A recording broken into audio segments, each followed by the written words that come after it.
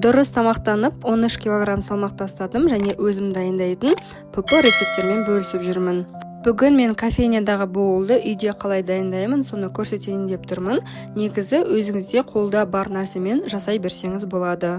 Мысалы, белоктың орнына өзіңіз қалаған етті, жұмыртқаны пайдалануға болады және кез келген қалған крупаны қоссаңыз болады.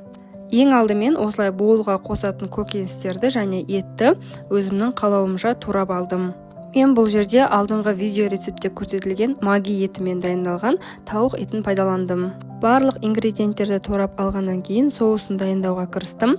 Соусына зәйтүн майын, осындай зернистая горчицаны, лимонның суын, бальзамический соус және тұзды қосып, барлығын жақсылап араластырамыз. Енді барлық ингредиенттерді тарелкамызға сыйғызып, әдемілеп жинайтын боламыз. Менде углеводыдан гречка болды. Бұл гречканың орнына өзіңіз кез келген қалаған крупаны қолдана берсеңіз болады. Белок көзі ретінде мен тауық етін, тофу сырын және жұмыртқаны пайдаландым. Көкөністерді де қалауыңызға қарай қоса берсеңіз болады. Менде помидор, редиска, қызыл капуста, салат жапырағы, сонымен қатар көк шөптер болды. Сонымен қоса мен авокадоның жартысын қостым. Авокадо өте пайдалы, ол пайдалы майлардың көзі болып келеді.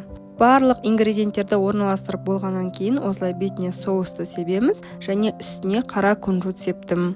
Өте аппетитный әрі пайдалы таңғы асымыз дайын болды. Егер кофейнядағыдай боул жегіңіз келсе, осы рецептпен дайындап көрсеңіз болады. Құрамын өзіңіздің қалауыңызға қарай өзгерте беріңіз. Егер рецепт ұнаса, лайк басып, комментарий жазып, каналға тіркелуді ұмытпаңыз. Алдағы уақытта әлі де ПП рецепттермен бөлісетін боламын.